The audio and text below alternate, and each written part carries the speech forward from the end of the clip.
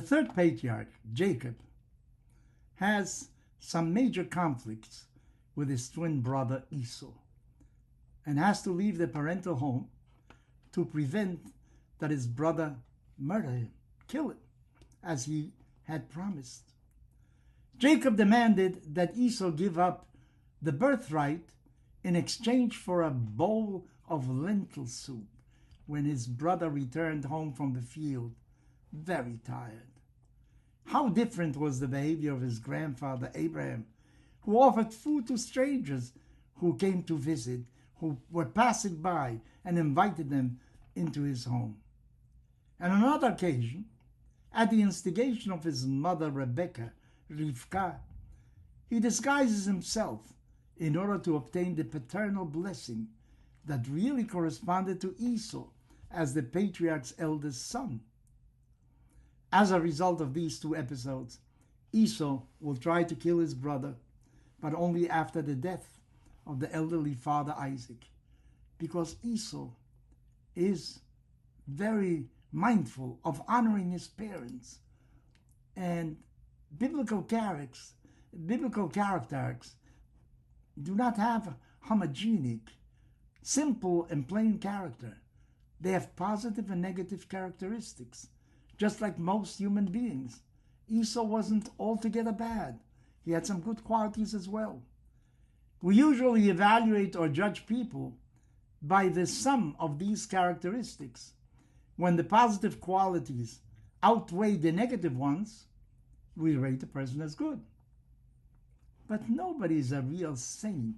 There's nobody in this world that does good without making mistakes. This is what our tradition says. Ki Adam ein tzadik ba'aretz asher ya'aseh tov velo yecheta. Listen, man, there is no such thing as a just individual in the world that does only good without committing mistakes. Living includes making mistakes.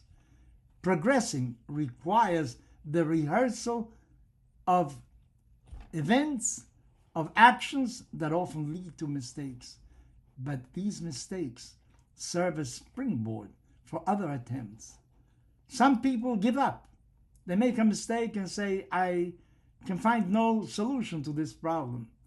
But the wise men fall and get up again and try again. And with each mistake, you learn something new. There is a characteristic that we see repeated in the lives of our patriarchs. The first patriarch, Abraham, receives the divine instruction to leave his parents' home for an unknown land, unknown destination. In the beginning, the outstanding and fundamental fact is to leave the family environment. God says to him, Lech lecha, go, just get out of here. The goal is obviously important. It's the promised land. But in order for Abraham to reach that destination, he had to leave mentally, emotionally, the environment that sheltered him for most of his life. To be an iconoclast, to break with the past, to break idols, and point to an entirely different route, it is indispensable. To burn the ship, according to the expression of Hernán Cortés, the Spanish conqueror of Mexico, who, in order to make sure that his followers will not desist from the conquering of Mexico, he burned the ships. There's no return.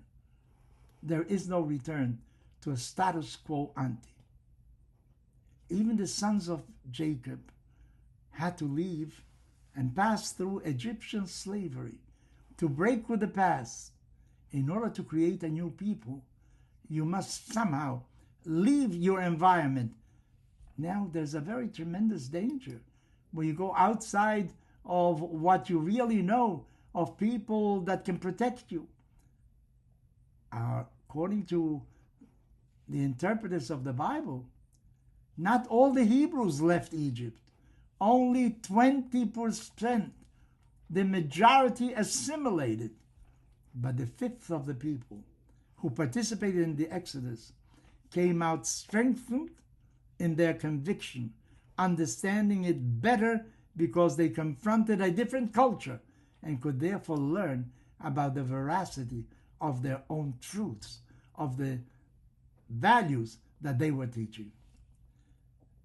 The great ruptures with the past, in order to start a new cycle consists first in escaping from the everyday environment, from the comfort of home, from the warmth of people that love you, and get into uncertainty. Take a leap into the void if you want to start again, because otherwise you will be accompanied by many of the preconceived notions that you had before. So think about it. If you're not satisfied with your position, with your work, well, you go on the internet or elsewhere to look for a new position. But some say, you know what?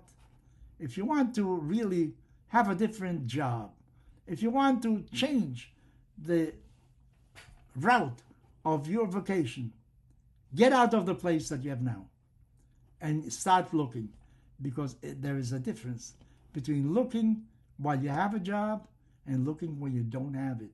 You look much deeper when you don't have it.